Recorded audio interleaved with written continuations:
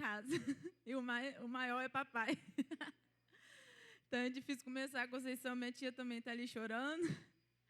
Mas é com muita alegria que eu estou essa manhã aqui. E chegar aqui é lembrar muitas coisas, né, irmãos? Foram 16 anos que eu fui aqui dessa igreja. Então, eu tenho muito a louvar o Senhor. Eu nem imaginava que eu ia chegar chorando. Mas o Espírito Santo, ele faz isso conosco, né? E eu gostaria de compartilhar com os irmãos hoje. Eu sei que os irmãos conhecem muito da minha história, porque eu vivi muito com todos aqui. Mas, nesse tempo, Deus tem falado muito comigo a respeito da minha história, como que Deus conduziu desde o início, e eu não tinha noção do que Deus estava fazendo. Que Ele tudo estava cooperando, Ele estava conduzindo para esse momento de envio. E eu só entendia que era uma sede no meu coração, mas não entendia que Deus estava conduzindo todas as coisas. Então, nessa manhã eu quero compartilhar com os irmãos o meu testemunho da minha vida e como que Deus foi fazendo todas as coisas. E eu creio que Deus também tem feito na vida dos irmãos. Deus também, no conduzir da história de vocês, de cada um de vocês, Deus, Ele nunca perde o controle. E Ele tem conduzido a vida dos irmãos também para um propósito maior, para algo maior. E então, nesse compartilhar um pouco da minha vida, eu gostaria que os irmãos também olhassem para a vida de vocês. E Paulo, né, ele vai falar em Coríntios que nós nos tornamos nova criatura quando a gente está em Cristo Jesus. E que as coisas velhas já se passaram. Então, eu entendo que a nossa vida, ela começa no nosso momento de conversão com o Senhor Jesus. Que o Senhor começa, Ele reescrever a nossa história de forma diferente. Porque Ele começa a conduzir ali com o Teu Espírito Santo. E em Salmos 51, 12, o salmista fala: restitui-me a alegria da Tua salvação e sustenta-me com um espírito voluntário. E eu gostaria que os irmãos, nesse momento, lembrassem. Quando que foi a sua conversão? Você consegue lembrar o momento, o culto, ou o que você estava em casa, na praça? Onde foi a palavra que Deus te deu? E a minha, ela começou muito nova. Graças a Deus, desde criança, né, meus pais me levaram para a casa do Senhor. E com 12 anos eu fazia parte das Mensageiras do Rei. Né? Nossa líder era a irmã Nilza. E Nilza, bem severa ali com a gente, ela ensinava a gente todos os dias a ler a palavra, fazer o devocional. A gente ganhava a nossa medalhinha, tinha que gravar os versículos. E isso foi um ensinamento muito grande para mim. Porque hoje eu vejo alguns versículos que eu gravei lá quando eu era criança. E tem muitos momentos que Deus traz à memória. Então, quão importante foi para mim. E aí, com 12 anos de idade, eu lembro que eu estava lá em Santa Clara, num carnaval. E no carnaval não, irmão. No feriado de carnaval, né, em casa. E ali eu fui fazer meu devocional. Eu falei com Deus assim: Deus, eu não quero só ler a Tua palavra por ler. Eu quero sentir a Tua presença. Eu quero que isso tenha significado para mim. Eu não quero só para cumprir metas, o rótulo ali, né? Mas eu quero sentir a Tua presença. E naquele momento ali, o Senhor, ele me encheu com a Tua presença. E eu fui tocado pelo Senhor. E eu lembro que eu fiquei deitada assim no cantinho, chorando, sentindo muita presença de Deus. E eu me senti que, como aquele momento ali, eu tivesse sido levada para o céu. Eu estava nas nuvens, eu me sentia voando, era um sentimento assim muito forte. E eu vi que verdadeiramente o Senhor marcou a minha vida naquele momento.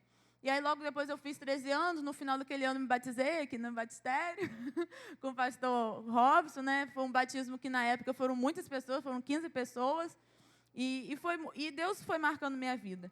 E desde então, o Senhor sempre me deu uma sede muito grande de servir. Os irmãos que me conhecem sabem o quanto isso sempre queimou muito no meu coração, de estar servindo na igreja, de estar servindo a tudo, não é só na igreja. E assim, né, quando a gente era adolescentes aqui, tem alguns irmãos aí que estavam comigo na época da adolescência, e a gente viajava para Barroso, fomos para Teixeira de Freitas, a gente ia para alguns orfanatos aqui da região, fazia culto ali na praça, no Banco Itaú, que na época nem era Itaú, aqui na comunidade também, né? Não pode falar comunidade, né? Mas aqui, gente, não sei, mas o nome da rua, esqueci. E Pedro Barroso, isso. E eu vi como que isso tudo, Deus foi ensinando no meu coração, porque Ele já foi preparando. Né? Nada disso foi por acaso. E esses ensinamentos, esse de ir para fora da igreja, Ele foi ensinando não só a mim, mas eu creio que a todos aqueles que viveram isso também comigo naquela época. Né? E também... sempre ajudei muito ali na Cristolândia, então acho que também foi um ensinamento de Deus para a minha vida, e essa fome ela foi crescendo. E aí em 2015, que eu acho que muitos dos irmãos vão lembrar aqui, veio uma missionária aqui na igreja, a Renata, e a Renata ela convidou muitos para ir para Guatemala com ela. E quando ela chamou, que ela fez o apelo, muitos vieram à frente, e eu não vim à frente, eu fiquei sentada, eu senti medo na hora, mas senti o desejo de ir. E eu falei com Deus, eu falei, Deus, se for da tua vontade que eu vá mesmo, que eu chegue em casa e minha mãe fala para eu ir. Eu não sei se ela lembra disso. Que eu chego em casa e ela fala para eu ir, que eu acho que isso é muito difícil, mamãe não vai querer que eu vá nunca. Meus pais não querem me ver longe, né? Eles querem perto, né? Pai tem isso, né? Pai e mãe.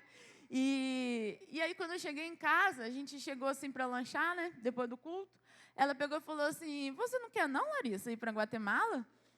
Aí eu falei assim, quero, mas vocês deixam assim, né, até gaguejei e tal. Ela falou assim, vai, né, a gente vê como que faz e tal. E aí, na época, a gente vendeu muita coisa aqui na igreja. Essa cantina já me abençoou muito, irmão. Essa cantina a gente ralou aí nela, né, para muitas coisas, né. E aí eu fui para Guatemala. E a Guatemala foi uma experiência, assim, maravilhosa. Eu tive um pouco de dificuldade pela questão da língua, né, que lá é espanhol. Mas foram muitas experiências que a gente teve lá. E nós fomos para o lixão, nós fomos em comunidades. E lá eu senti que quando eu voltei, Deus já trabalhava no meu coração algo. E na época eu estava fazendo engenharia. E eu ficava assim, Deus, o que isso quer dizer? Será que o Senhor quer que eu largue a engenharia? Como que é? Eu fiquei muito assim, perguntando a Deus, questionando a Deus. E eu entendi que não, que realmente era para eu continuar a engenharia, não largar aquele curso. E comecei uma célula universitária na faculdade. Foi a oportunidade que Deus me deu ali. E foram 2 anos de célula universitária que muitas coisas aconteceram. Foi uma bênção assim, de Deus, de funcionários participar, de pessoas de outras religiões. E Deus fez grandes coisas ali na faculdade. A gente fez alguns cultos no auditório da faculdade, que era algo bem difícil, mas Deus foi abrindo portas. E tudo nisso eu vejo uma moldar de Deus na minha vida. E eu lembro que quando eu voltei da Guatemala, eu tive um sonho. E esse sonho eu escondi por muitos anos. E esse sonho era o seguinte. Eu chegava num local, era um local muito escuro, muito sujo. E tinha uma gaiola grandona. E ali tinha pessoas muito magras, né, que estavam desnutridas, né? E sujas. E aí tinha crianças, adultos, idosos. E pássaros, tinha muitos pássaros secos no alto, assim. E eu cheguei e abri a gaiola. A gaiola não estava trancada, era só puxar. E eu peguei, e aí eles começaram a sair, eu peguei e perguntei assim, mas por que vocês não saíram? Por que vocês estavam presos aqui? Aí a moça falou assim, é porque a gente precisava que alguém de fora viesse libertar a gente. E aí eu perguntei, mas como que eu vim parar aqui? Ela disse, não, você veio fazer uma pesquisa e você veio parar aqui. E aí, no fundo, eu via a bandeira da Alemanha voando. Isso foi em 2015. Só que eu não dei crédito a esse sonho. Quando chegou em 2016, nós fomos aqui, a galera, para o Faça Face. Um Faça Face lá na 2ª Igreja Batista de Campos. E naquele dia, quem ministrou foi o João Paulo. Eu não sei se os irmãos vão lembrar. Ele chegou assoviando e ele falou assim, vai ter uma pessoa aqui que no final do culto, ela não vai conseguir ficar em pé. Ela vai ficar presa na cadeira. A igreja estava lotada, tinha gente sentada no chão, você sabe como que é Faça Face, mas tinha muita gente. E eu nunca imaginava que aquilo poderia ser comigo. E aí, no final do culto, realmente, quando eu fiquei em pé, eu caí sentada. E eu fiquei presa na cadeira. E eu ficava assim, meu Deus, o que está acontecendo comigo? E aí eu sei que aquele sonho que eu tive 1 ano atrás, eu comecei a ver ele em forma de visão. E passava muitas pessoas na frente daquela visão, e eu sentia as dores das pessoas, e eu gritava muito, eu gritava muito. Eu não sei se os meninos vão lembrar que o Érico estava comigo e tal, e aí eu gritava muito, porque eu sentia muitas dores, e assim, eu não conseguia entender aquilo. eu lembro que eu nem consegui ir dirigindo para casa, foi um dos meninos que foram dirigindo, eu cheguei em casa, deitei, e mãe até perguntou, eu acho, o que aconteceu? O pessoal ficava brincando, falou assim, ela foi arrebatada e tal. E passou. E assim, eu ainda realmente não dava muito crédito a esse sonho. E aí eu comecei a pesquisar sobre a Alemanha, porque quando falava assim de missões na Europa, eu mesmo tinha preconceito.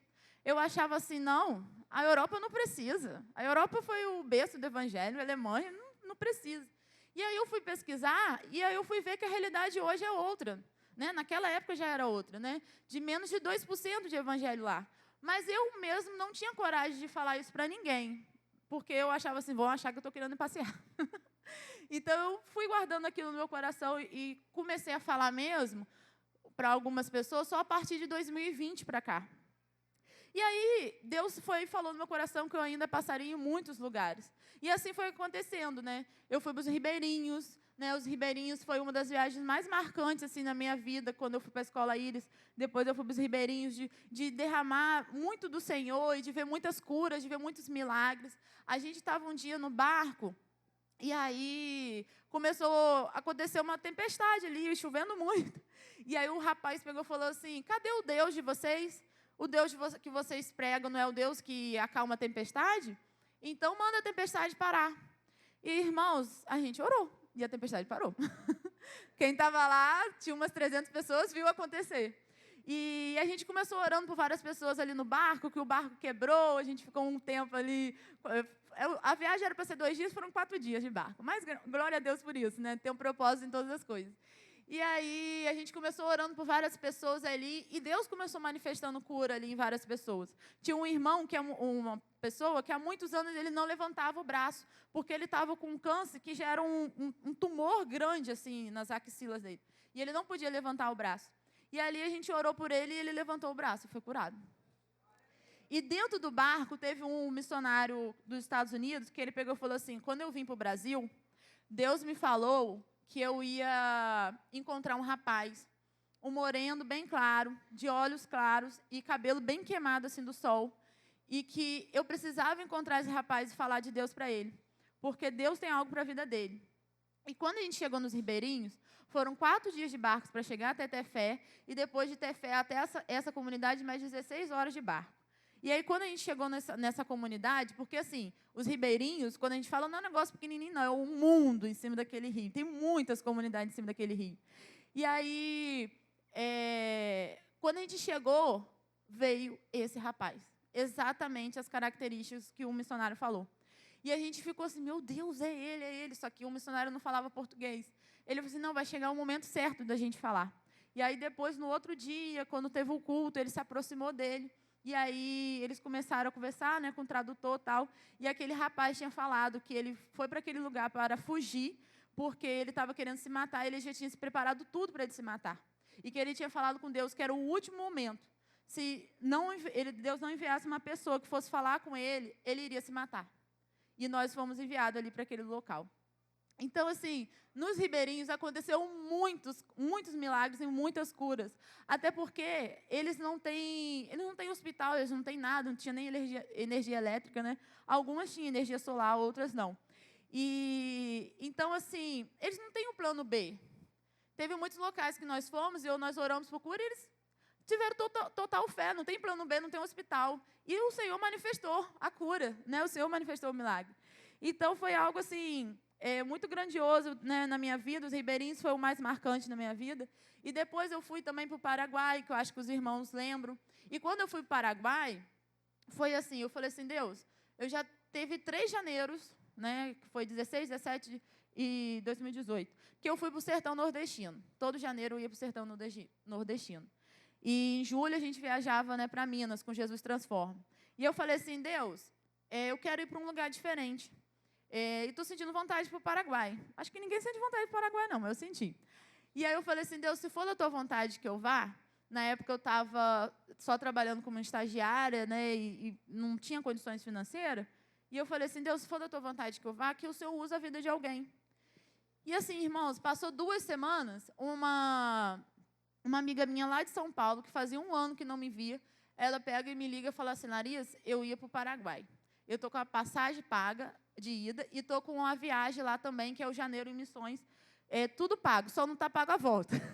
Você quer ir? Eu disse, meu Deus, mas era isso que eu estava orando. Assim, é muita coincidência, não é coincidência, é algo de Deus, né? E eu falei assim, sim, quero ir e tal. E aí eu fui para o Paraguai e foi uma experiência assim, sobrenatural do Senhor também. Então, assim, eu vi Deus conduzindo todas as coisas, né? E aí, irmãos, para resumir um pouco, né? Em 2000, né, como os irmãos sabem, né, eu mudei, né, para outra igreja, né, que hoje eu congrego na Discípulos de Jesus. E quando eu cheguei lá, eu orava e falava com o Senhor assim, Senhor, eu entendo que o Senhor tem um passo maior na minha vida. E eu não consigo ainda discernir.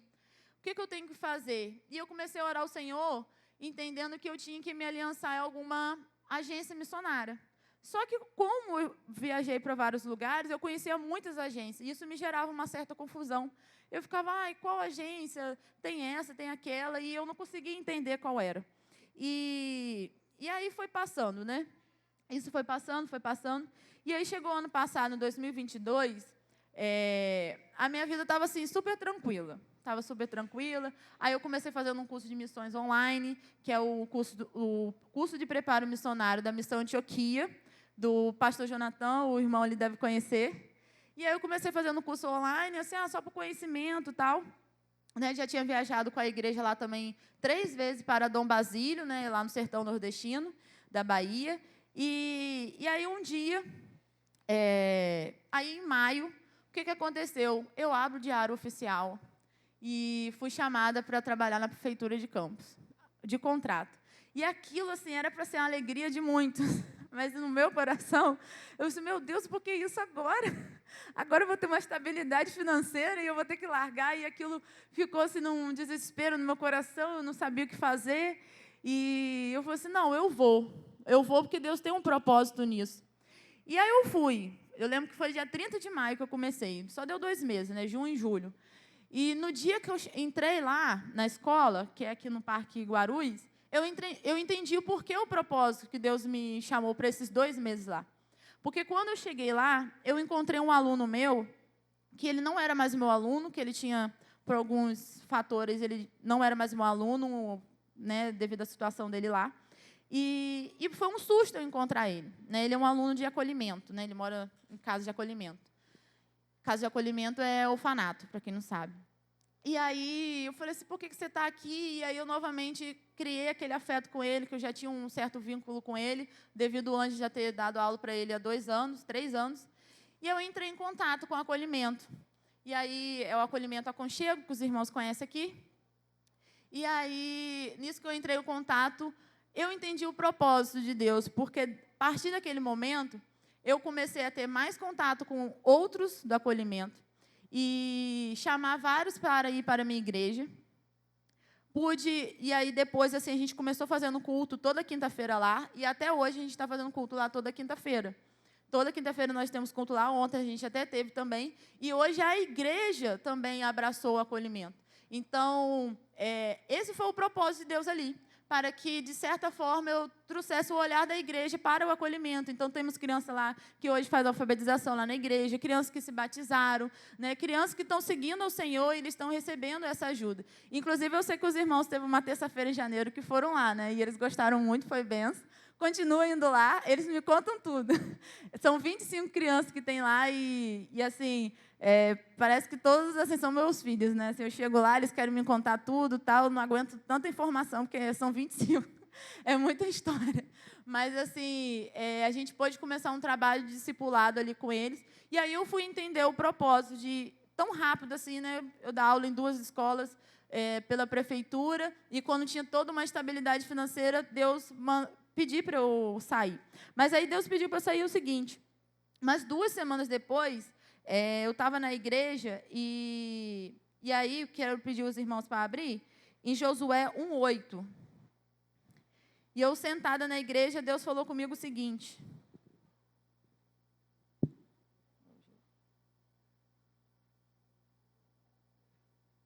Meu Deus, está agindo Josué.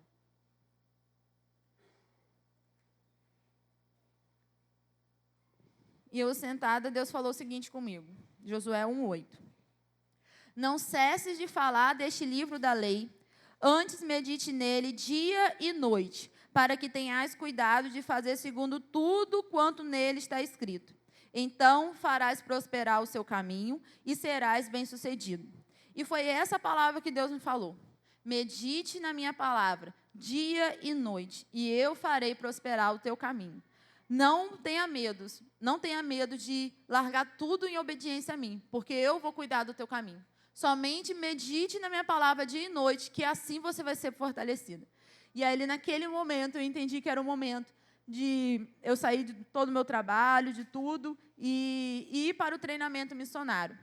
E aí eu fui para o treinamento missionário, e aí eu entendi também que era para eu ir para a missão que estava aliançada à igreja lá de Discípulos de Jesus, que é a missão Antioquia, né, que funciona lá em São Paulo, em Araçariguama, liderado pelo pastor Jonathan, né, que tem um grande trabalho lá em Juazeiro do Norte, o irmão conhece. E eu entendi que naquele momento ali era para eu ir para lá. E aí eu lembrei também que em janeiro do ano passado eu estava na MCM, lá em Trindade, Goiás. E lá na MCM eu estava numa salinha, tinha duas meninas, uma aqui de Caxias e a outra lá do Maranhão.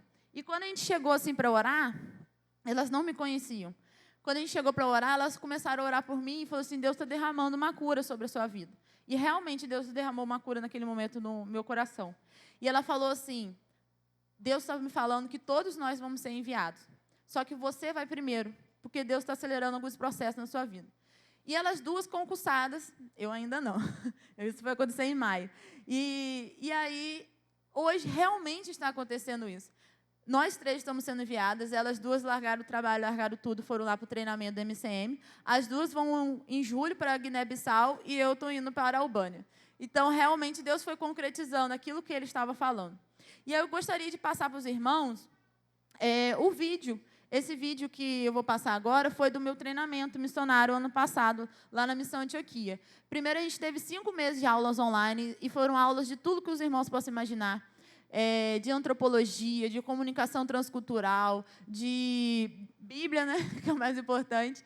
E assim, a gente teve com missionários que são referências, né, como a Bárbara Burns, para quem conhece, com missionários de mais de 50 anos assim, de experiência, e foi um treinamento muito bom.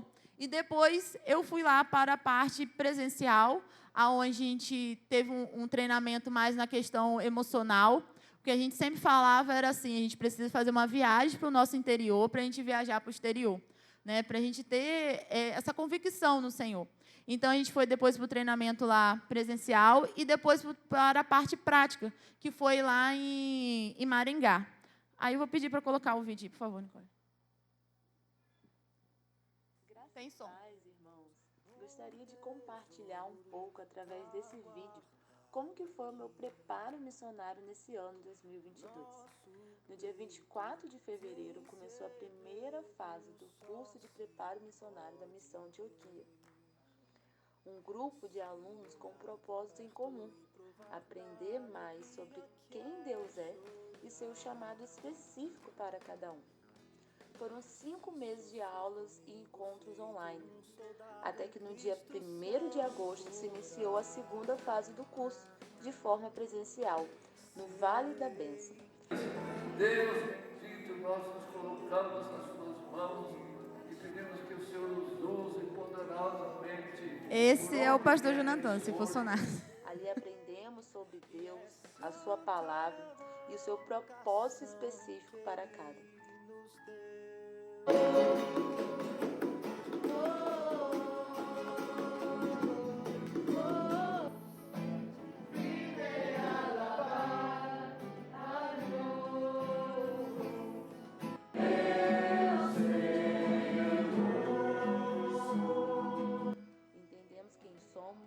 Nossos pontos fortes e fracos e como podemos ser eficazes na obra do Senhor.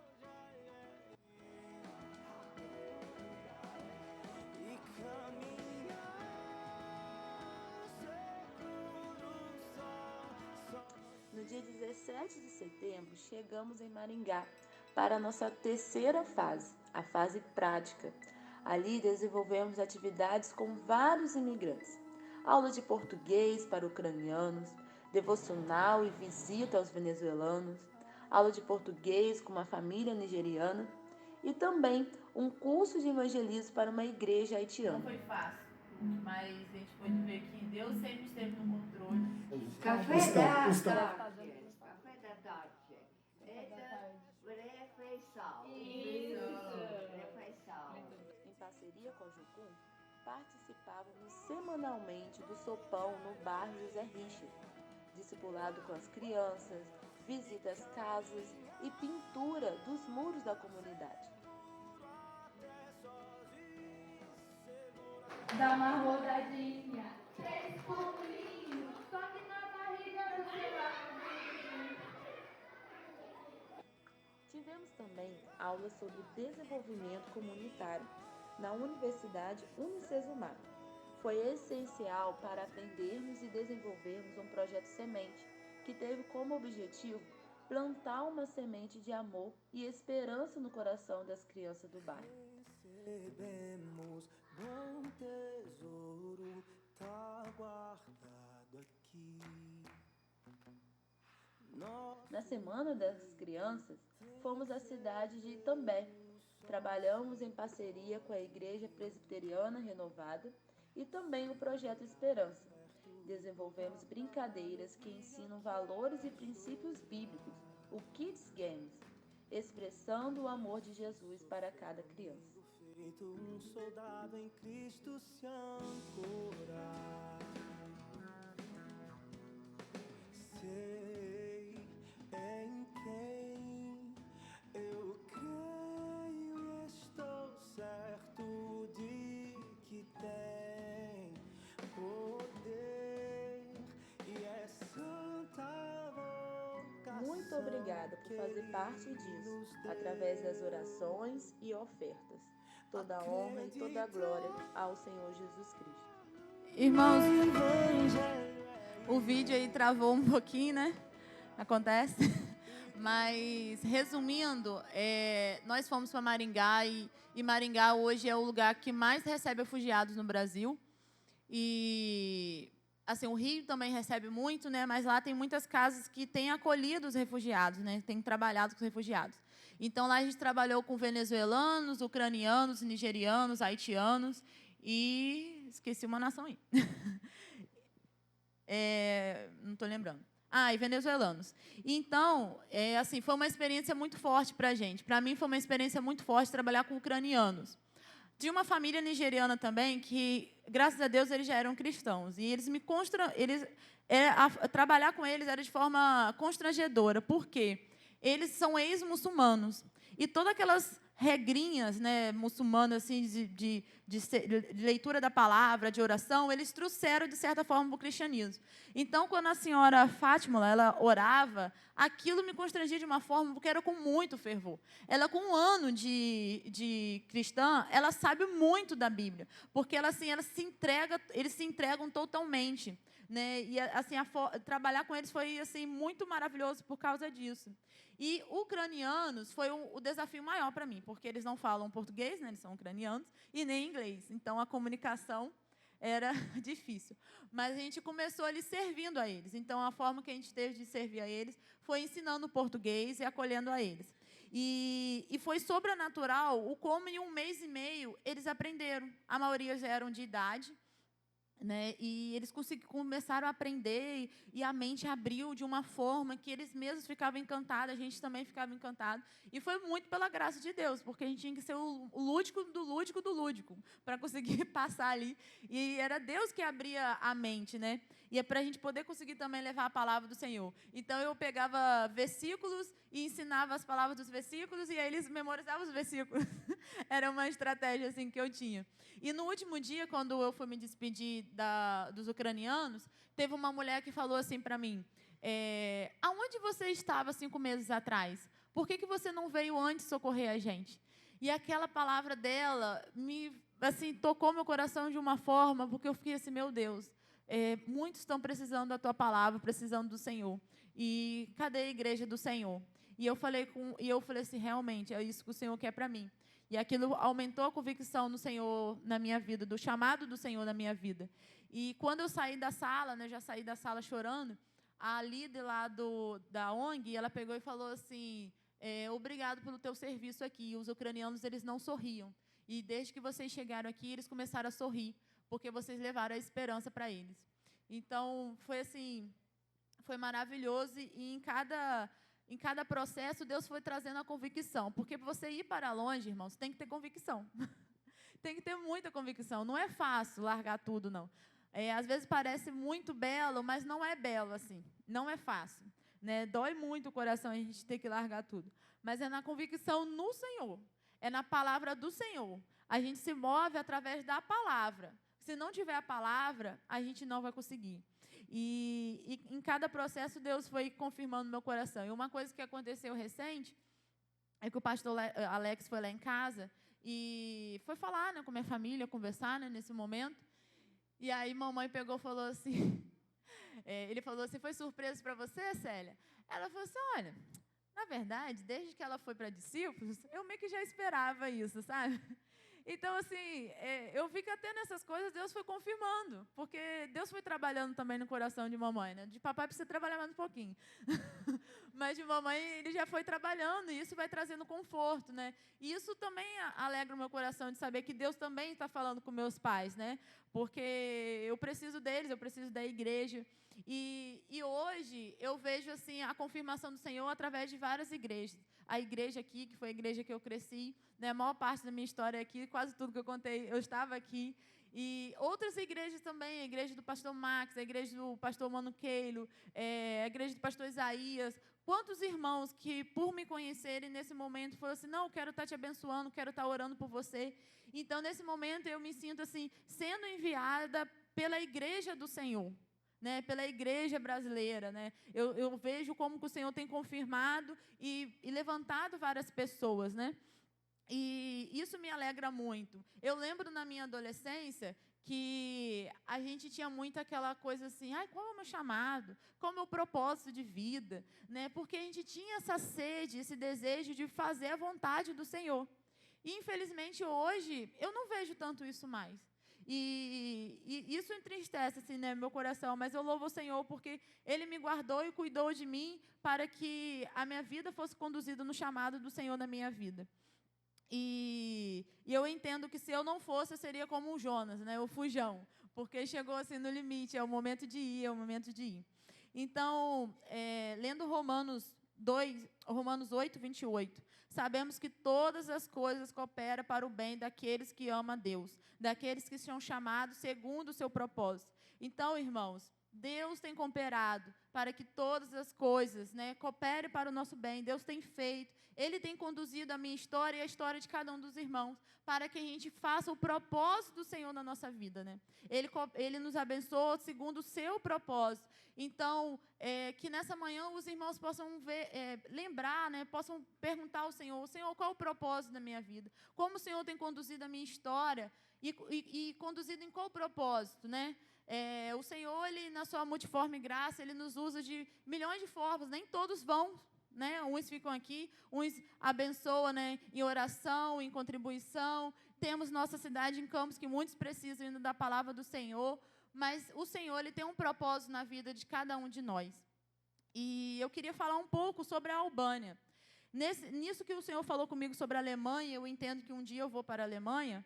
Deus falou comigo na época que eu só iria para a Alemanha quando algo estivesse acontecendo lá.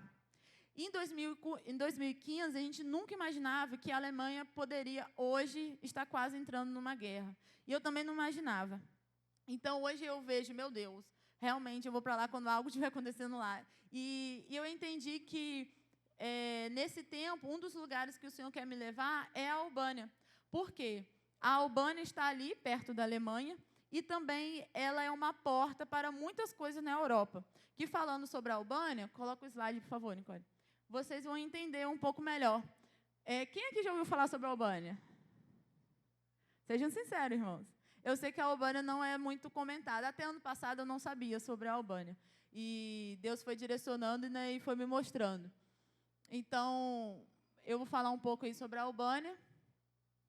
Pode passar, por favor? Dados gerais sobre a Albânia. Ela está localizada ali no leste europeu. A capital se chama Tirana e o idioma é albanês. Me pergunto se eu sei albanês. Ainda não, irmãos, mas lá eu vou chegar já fazendo um intensivo em nome de Jesus. E a população da Albânia é de 2.878.000 pessoas. Desculpa, 2.878.000 pessoas, né, habitantes. Então, é muito pequeno. O tamanho, a extensão territorial é de 28.000 quilômetros quadrados. É do tamanho de Sergipe. Então, a gente está falando de um país que é do tamanho de um estado aqui no Brasil. E ela ali faz fronteira, né, com Montenegro, com Kosovo, com Macedônia, com a Grécia. Do outro lado está a Itália. Então, é um lugar muito estratégico, porque dali é porta para entrar, né, para a Europa. Faz parte da Europa, mas não da União Europeia. E para falar da Albânia, pode passar, eu tenho que falar um pouco sobre a história da Albânia. O comunismo na Albânia foi de 1944 a 1991. A religião era fortemente controlada e suprimida durante o regime comunista do país. Nesta época, missionários americanos foram expulsos do país, o governo passou a perseguir líderes religiosos e centenas foram torturados, presos por décadas e forçados a trabalhar em minas e canais de esgoto. E em 1967, foi uma data marcante para o povo albanês, pois, nesse ano, a Albânia tornou-se um país ateísta, colocando na sua Constituição, Deus não existe. Imagina ter na Constituição do país, Deus não existe, ou seja, é um país ateu. E aí, em 1980, a Albânia estava sendo devastada pelo comunismo, se classificando como o terceiro país mais pobre do mundo. E, na classificação, como um dos primeiros mais fechados para a evangelização, ao lado da Coreia do Norte e da Mongólia. E aí, o que aconteceu? Em 1991, terminando o comunismo, as fronteiras da Albânia foram abertas. Então, houve uma campanha evangelística em Tirana, na qual participaram muitas missões. E aí, nessa missão... Pode passar, Nicole. Neste momento, nesse período, a missionária da Antioquia, Najwa, a missão Antioquia é a missão parceira que eu estou sendo enviada no momento. E ela iniciou uma igreja lá, que é a Igreja Emanuel. Então, o evangelismo lá na Albânia, após o comunismo, começou com essa missionária. Infelizmente, ano retrasado, ela veio falecer por causa do Covid. Mas ela foi usada por Deus para implantar muitas igrejas ali na Albânia, né, e começar a evangelização na Albânia após o comunismo. A Albânia é um dos países mais laicos da Europa e tem uma história de tolerância religiosa entre diferentes grupos. A maioria da população albanesa é muçulmana, cerca de 60%. Por quê? Ali, a Albânia está próxima da Ásia. Então, o islamismo, eles usam a Albânia para, a partir da Albânia, crescer com todo o islamismo por toda a Europa. Mas, né, a gente fala assim, 60%, né, a maior parte é muçulmana. Porém, eles são a parte muçulmana da paz, vamos dizer assim, né? Tem os terroristas, tem os pacíficos, né? Eles são um lado que não são terroristas, até porque o país é um país laico, né? Não é um país muçulmano. A maioria dos muçulmanos albaneses são sunitas, mas há também uma pequena comunidade Bektash de uma ordem sufi, né? Isso significa o quê? Os sunitas, como eu falei, são a parte lá mais pacífica. E o cristianismo ortodoxo é a segunda maior religião, representando cerca de 20% da população. E aí, né, os protestantes é a minoria na Albânia, representando menos de 2% de população. Ele foi introduzido no país no século XIX, principalmente pelos missionários protestantes estrangeiros. Ou seja, essa é a realidade hoje da Albânia, de menos de 2% de evangélicos. E eu vou para a cidade de Kukës. Passem, por favor. A cidade de Kukës, ela fica no nordeste da Albânia, então dela ali eu faço fronteira com Kosovo e com o norte da Macedônia. Então, de lá eu posso ir para os outros países. E é uma cidade que não tem igreja, não tem igreja. E o casal de missionário que eu vou estar indo junto, eles já fazem um trabalho discipulado lá já há um tempo, então já tem uns 10 evangélicos nessa cidade. E nós vamos estar implantando uma igreja agora em abril, que a gente vai estar começando essa igreja lá. E é uma cidade com população de 25 mil habitantes. Então, o irmão ali está melhor do que eu, porque a cidade tem 23 mil habitantes e já tem uma igreja. A minha ainda não tem mais habitantes. Pode passar. E então, irmãos, como os irmãos sabem, né, que Sidney ensina muito bem, missões faz, né, com os joelhos dos que oram. Eu preciso muito das orações dos irmãos, né? Eu preciso da igreja comigo, né? A gente não faz nada sozinho. Então, eu preciso das orações dos irmãos, com as mãos dos que ofertam, né? Eu louvo a Deus que a igreja já tem me ajudado desde o meu preparo missionário ano passado. A igreja tem me abençoado mensalmente. Ainda não consegui o valor total, irmãos, do meu gasto mensal lá na Albânia, porque a Albânia é euro. Euro para real é injusto, mas Deus irá prover todas as coisas, né? Porque Ele que chamou, Ele, né, irá prover como tem feito milagres, né? Semana retrasada eu lancei um desafio para a compra da passagem, que só a passagem custa 7 mil. Foi assim, sobrenatural como Deus fez, que de repente já tinha lá 5 mil. Então, falta ainda um pouco, os irmãos fizeram a conta aí.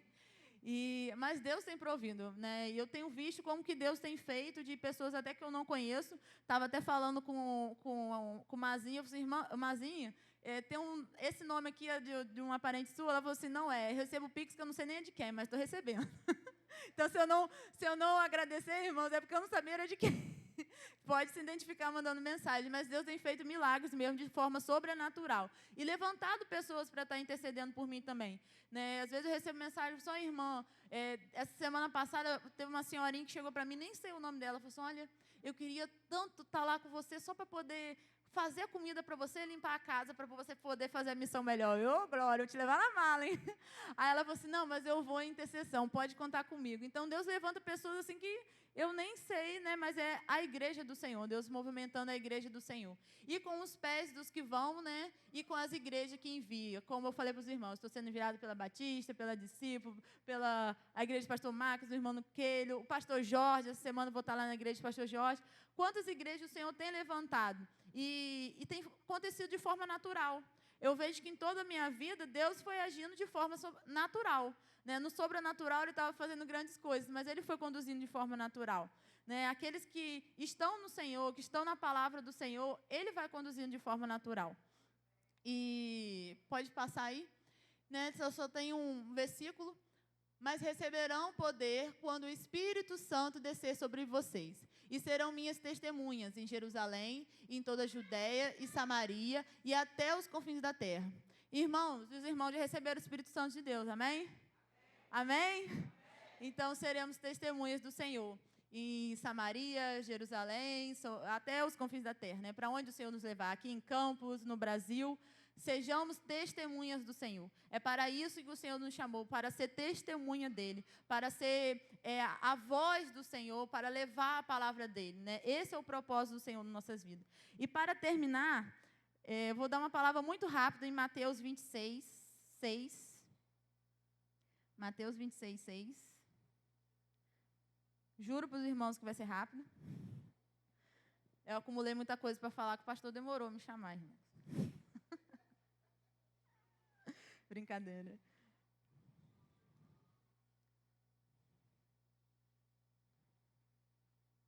Mateus 26, 6. Ora, estando Jesus em Betânia, em casa de Simão o leproso, aproximou-se dele uma mulher, trazendo um vaso de alabastro cheio de precioso bálsamo, que lhe derramou sobre a cabeça, estando ele à mesa.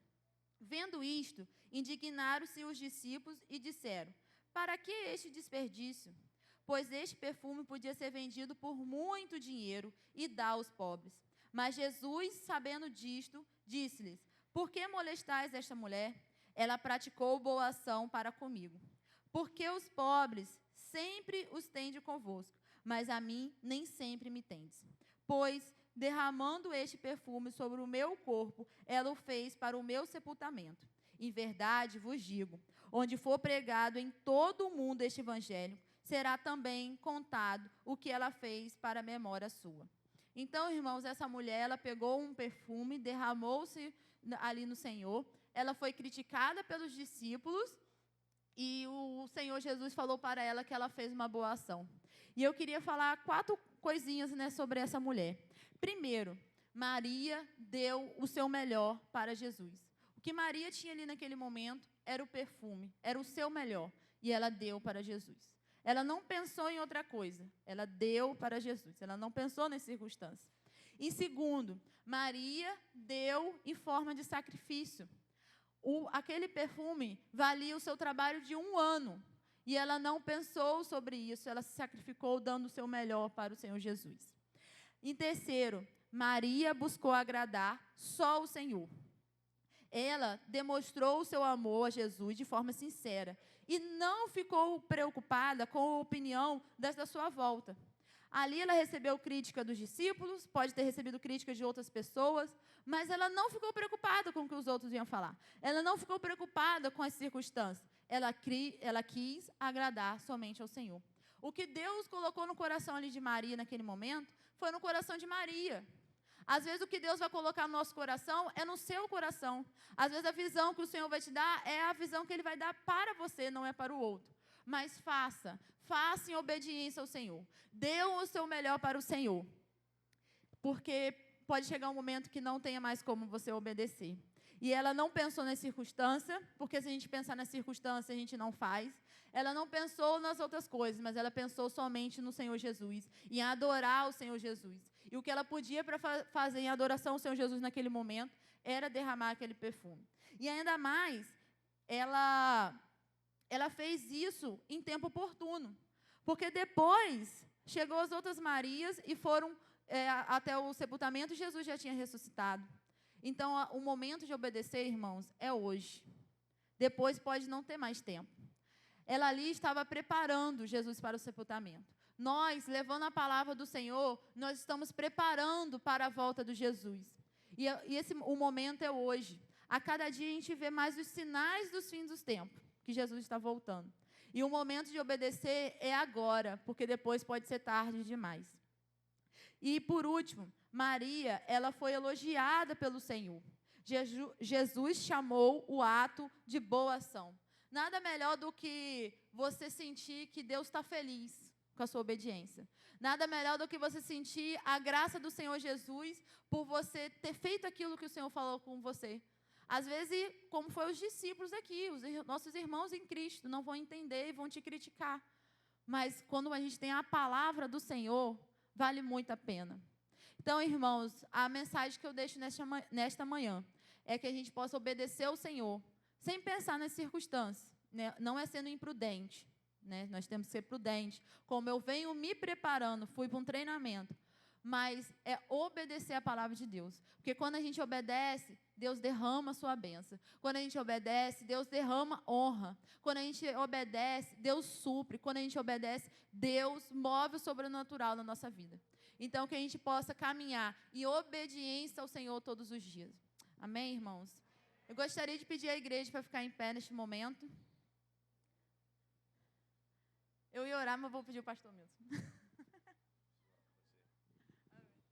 Quero chamar aqui à frente Marcos, a Célia, Natália, só a tia que está aí, né? Ah, está ali. Tinha Conceição. Conceição, Nicole. Vou chamar também aqui Luciano e a Sidneia. Sobem aqui, por favor. Pastor Francis Mari também. Vem cá, pastor. Larissa. Deus, eu vou só ler mesmo. O que aconteceu aqui, nesse texto, é o que vamos fazer agora. Na igreja de Antioquia, havia alguns profetas, doutores, a saber, Barnabé, Simão, chamado Níger, Lúcio, Cirineu, Manaém, que fora criado com Herodes, o tetrarca, e Saulo. Servindo eles ao Senhor, jejuando, disse o Espírito Santo: apartai a Barnabé e Saulo. Apartar significa separar. Em Marcos e Célia. É agora, é apartar. É separar.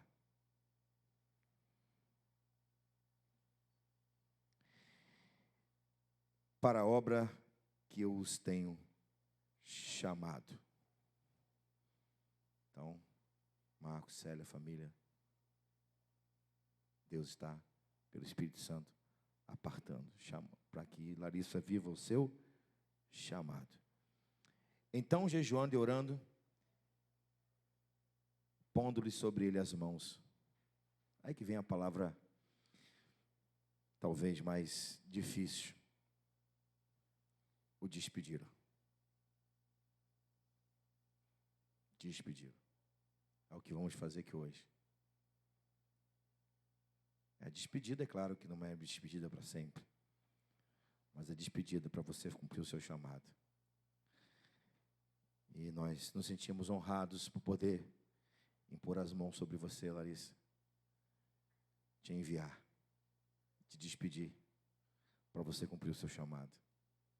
Por favor, ajoelhe-se aqui, pastor. Meus irmãos, eu preciso compartilhar isso. Deus falou muito forte ao meu coração agora há pouco.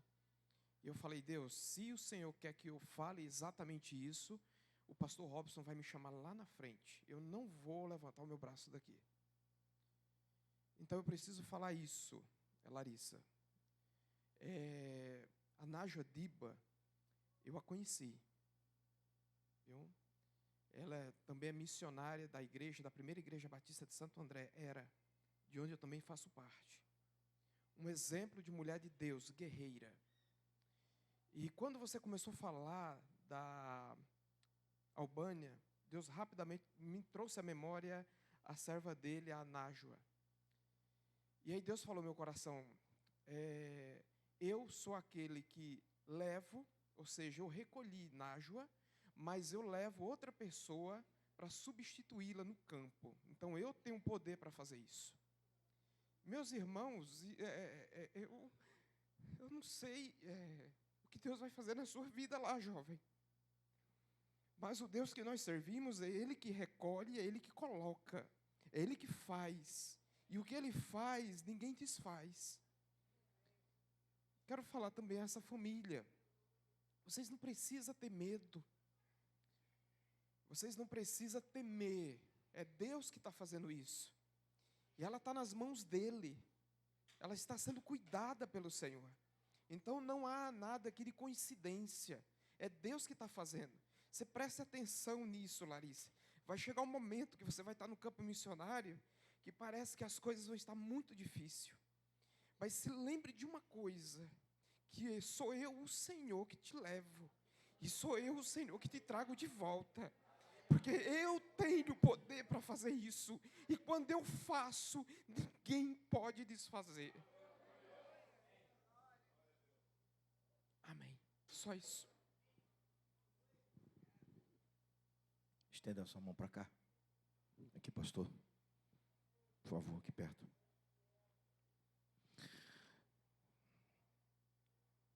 Senhor nosso Deus, nosso Pai. O Senhor que amou o mundo e ama o mundo. O Senhor ama o mais vil pecador. O Senhor ama os perdidos. E aqui está a prova de que o Senhor ama os perdidos. O Senhor está levantando a Larissa para alcançar os perdidos que o Senhor ama. Pai Santo, como igreja do Senhor, cheia do Teu Espírito, no poder dEle e no nome de Jesus Cristo, nós enviamos a Larissa, Senhor, para a Albânia e para onde o Senhor quiser levá-la. Encha do Teu Espírito. Encha do Teu Espírito a Tua filha. Dê a ela autoridade. Dê a ela unção. Dê a ela sabedoria. Dê a ela discernimento espiritual do mundo espiritual. Dê a ela graça que atrai as pessoas para ouvir a palavra. Dê a ela, Senhor, poder de convencer pelo Teu Espírito, porque Ele é quem convence as pessoas do pecado, da justiça e do juízo. Senhor, Nós vamos contribuir sim, mas é o Senhor quem nos convence até mesmo para contribuirmos. Que não falte nada, Larissa, no campo missionário. Dê a ela, Senhor, condições de cumprir o seu chamado. Como segunda Igreja Batista Jardim Carioca, a igreja que viu a Larissa crescer para o teu reino, amadurecer. A igreja que batizou Larissa. A igreja que foi bênção na vida dela. Como igreja, segunda Igreja Batista Jardim Carioca, no poder do teu Espírito e no nome de Jesus Cristo, nós a enviamos para Albânia para ser bênção e instrumento do teu poder, do teu santo evangelho, no nome de Jesus. Aleluia.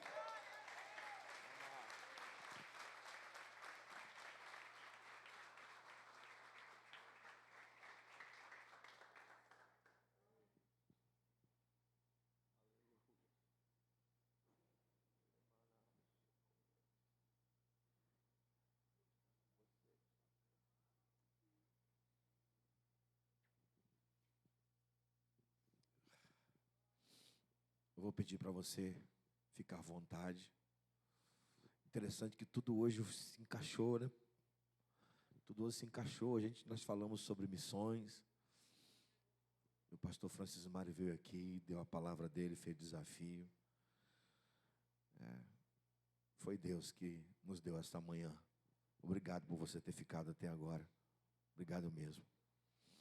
Amém? Então vou pedir para você sair. O nosso culto de despedida vai ser assim. Você vai vir aqui dar um abraço no pastor Francis Mário e um abraço na Larissa. Eles estão aqui esperando o seu abraço. Uma palavra de bênção. Até logo mais à noite. Deus abençoe. Vem aqui dar um abraço no pastor Francis Mário e na Larissa.